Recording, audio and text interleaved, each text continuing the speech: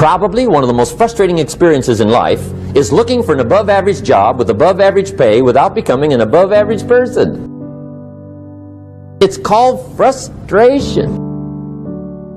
Whenever people fail to achieve their goals 99.9% of the time, and you ask them why, they'll tell you it's because of a lack of resources. That's what all these things are. I didn't have the support, right? I didn't have the money, we didn't have the time, we didn't have this, we didn't have that. There's a resource that people believe is missing. And that resource belief structure then keeps people from ever being able to really lead. Because what leaders do is they find a way to maximize whatever resources they have little as they may be. And they don't believe in limited resources. What are the emotions that make all this possible? What's the fuel that takes an idea from being in your head where you intellectually know what to do? How many have had an idea, for example, was a great idea, you're excited about it, and then you didn't do anything. One day, there you saw it on the shelf, you saw it somewhere else, someone stole your idea. How many have had this happen? Say I. Whenever you look at where you want to go, I'm wanting to warn you, you will have some conversation back here after you go through the data that you've experienced in life saying you can't do it. And so what you want to begin to do is ignore that inner conversation.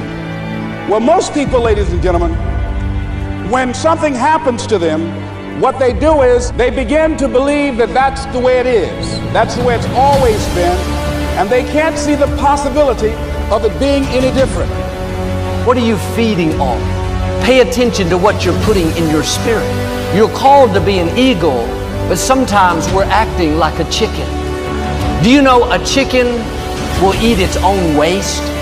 A chicken feeds off of what's been discarded, off of what's supposed to be trash. Maybe that's why a chicken has wings, but it can't really fly. It holds on to what it should have released.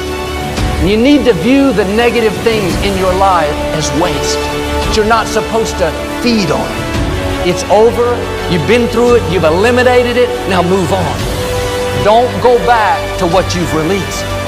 If you're always feeding off of what's been discarded, reliving old hurts, thinking about what you've lost, that's going to keep you from flying. And I'm saying that if you know anybody that had some goal, some dream, something they wanted to do, and they did it, then I'm saying that you know in your heart that if someone has done it, then you can do it. It's possible. And that if someone can make their dream become a reality, that it's possible that you can make your dream become reality. And so as you begin to look at where you want to go, beginning to embrace that, it's possible. I'm blessed and highly favored. I've got a lot going for me. I got some good stuff in me. And it's possible that I can bring my greatness out here in the universe. That I can do what I want to do. It's possible I can write my own book. I can have my own business. I can take the trip and travel around the world. It's possible. I can bounce back from adversity and reinvent my life. It's possible. Regardless of where I am, the things can get better for me. It's possible. What direction is your attitude taking you? In your marriage, in your relationships? Are you kind, respectful, fun to be around? In your career, are you positive, being your best, helping others? Or do you need to make an adjustment? Don't wait till it's too late, till the relationship comes to an end, till the company says they don't need you anymore. Make the changes now. Get rid of anything you know that's holding you back. Being negative, finding fault, that old attitude doesn't smell good. It's going to taint you everywhere you go. This couple moved into a new neighborhood.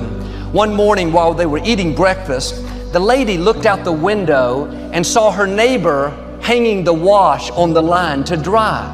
And she noticed the wash was so dirty and so dingy.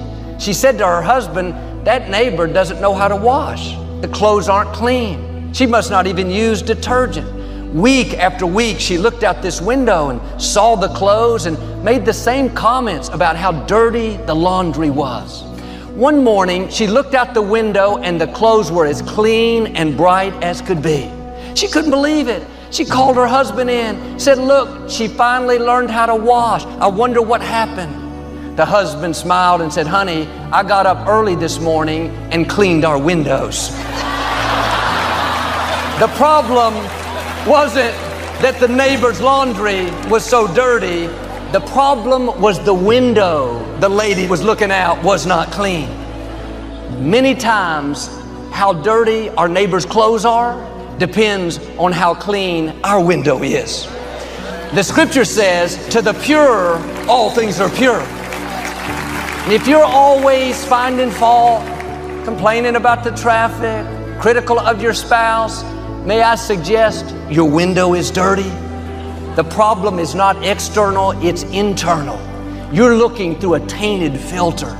At some point, we have to look in the mirror and say, maybe I'm the one that needs to change. Maybe I've developed a habit of seeing what's wrong rather than what's right. Maybe I've trained myself to be negative, disrespectful, hard to get along with. That's why it's so important every morning to put on this fresh, new attitude. I'm excited about this day. I don't have to go to work. I get to go to work. I'm grateful for this job. I'm not focusing on what's wrong. Lord, I want to thank you for what's right in my life. You know what you're doing? You're cleaning your windows. Now, think of this for a moment. You and I have infinite potential. Now, I said before, I don't know how much infinite is. I just know it's a lot. Has no beginning and no end. That's the potential we've got. We've got all of this power. Yet, if you watch the way most people live, you would think that they were just about out of juice. A lot of people, when their heart stops beating, it's going to be a formality. I mean, they just sort of sit. They never really get it going. Yet we have infinite potential. We're dealing with something pretty big. If we're going to find out something about ourselves, we have to look at this. You say, this is over my head. No, it's not. I teach this to kids. I got it. This all tied into the science of getting rich. Rich resources are lying dormant within us. You and I are spiritual beings. There's only two sources of reference to go to find out anything about ourselves. One's science and the other's theology. You'll hear people say they're having a spiritual experience. They're not having a spiritual experience. They are spiritual. They're having a physical experience. We're spiritual beings living in physical bodies, and we've been gifted with an intellect. Most people really don't understand that part. But that's where the power lies. All right? And our emotional state is going to be determined by how we use our intellectual factors. Andrew Carnegie told Napoleon Hill, he said, any idea that's held in the mind, that's emphasized, that's either feared or revered, will begin at once to clothe itself in the most convenient and appropriate physical form that's available. You see, Dr. J.B. Ryan said the mind is the greatest power in all of creation. Very few people understand it. If you go on our website, you just go to bobproctor.com, you'll see a quote there by Dr. John Mike, a psychiatrist from Florida. He said, I taught him more about the mind in 1 year than he'd learned in 4 years of medical school, 5 years of psychiatric training. And what I taught him was just what a Dr. Roeder taught me. I was always amazed by that. I thought, what do they teach you in medical school? You know, and what we're doing is getting in at the non-physical side of ourselves, and that's where all the power lies. It's a beautiful concept as we start to understand it. What do we need? We need understanding. You really want to change your income, you've got to change your understanding. Now, there's only two things you have to know to really make things happen big in your life. Number one, you have to know where you are, and number two, you have to know where you're going. Now, you see, most programs get you focused on where you're going. That's very important that we have a goal. You've got to know where you're going. But what happened to me that was totally different is Ray Stanford got me to focus first on where I was. He got me to look at what I was doing with my life, got me to take responsibility. He said, your results aren't bad and they're not good, they're just results. Nothing's bad or good except our thinking makes it so. He said, you have to ask yourself, are those the results you want? And I said, no. Well, he said, if you will pay attention and you'll do what I suggest, I can show you how to change it. You see? And my whole life started to change. Most people get us focused on the goal. If we don't know where we're at, we're not going to... Let's suppose we all bail out of a plane and safely land somewhere on the planet. Our objective is to get to this room. Now, we know where this theater is. We know where this room is. Our problem is we don't know where we are. Now, let's say it's overcast. We'll build a ridiculous situation. It's overcast. There's no street signs. There's no wind. There's no compass. There's no map. There's no people. But we know we're on the north. I mean, we could be in Milwaukee heading towards the Canadian border. We could be in Los Angeles heading towards Tijuana. You could be in Atlanta heading towards Miami. We could be right outside this theater and walk away from it. If we don't know where we are, it won't matter where you're going. So you see, we've got to take a good, honest look at ourselves. What am I doing? What works? What doesn't? Who am I? And as we really get a grip on this, everything in our world will begin to change. You see, what we're seeking always is greater awareness. We're always wanting to raise our level of awareness, because our results are an expression of our level of awareness. And the only way to improve results is to increase our level of awareness. All right? Now, effective goals inspire us to move to increasingly higher levels of awareness. Now here, yes, what you'll find that people say they want. They want greater health, happiness, peace of mind. All these results are the result of a higher level of awareness. So it's awareness that we should be seeking. We want to raise this, and everything else starts to happen. It happens like unadulterated magic. That's what happened to me, and I couldn't understand it. Now, there's a basic law that said everything in life is either growing or dying. It's either create or disintegrate. So you're never going to stay where you are. Your results are going to get better, or they're going to get worse.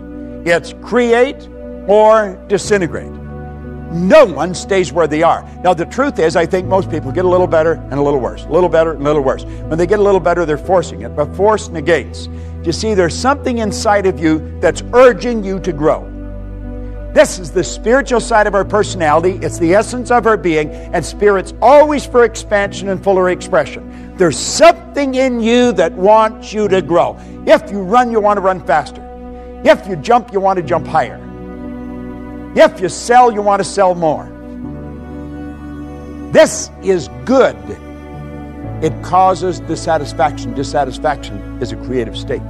My grandmother pretty well raised me, and she taught me that I should be satisfied with what I've got. Grandma was wrong. I should be happy with what I've got, but never satisfied.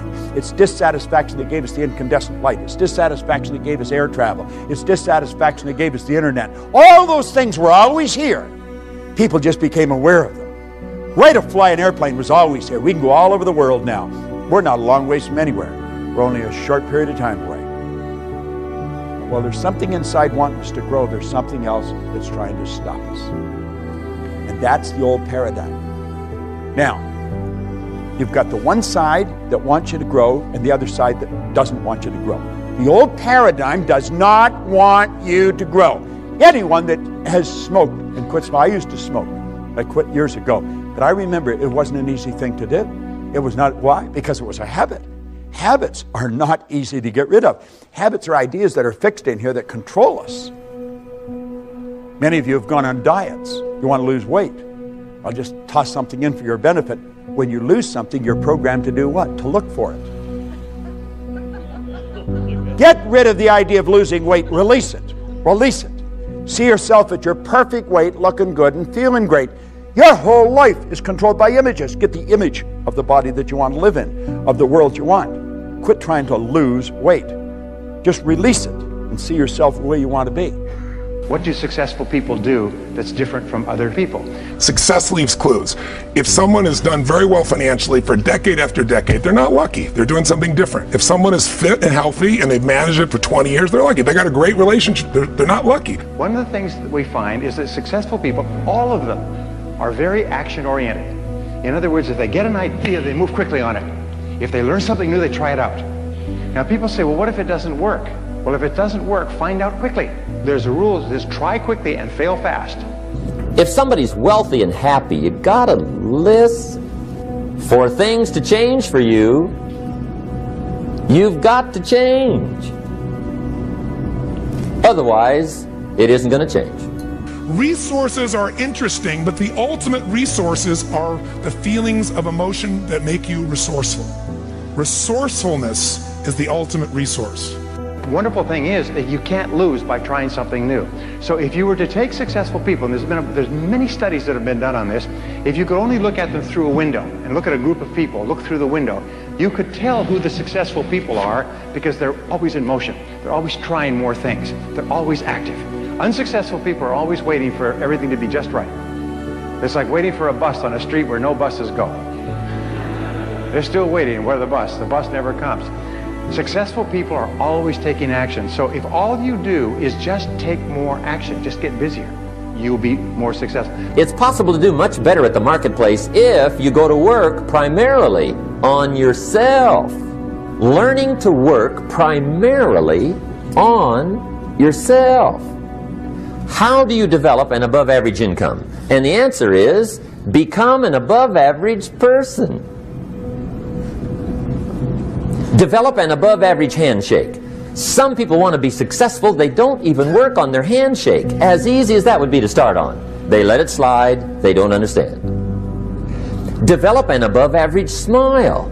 Develop an above average excitement. Develop an above average interest in other people. Develop an above average intensity to win. See, that'll change everything.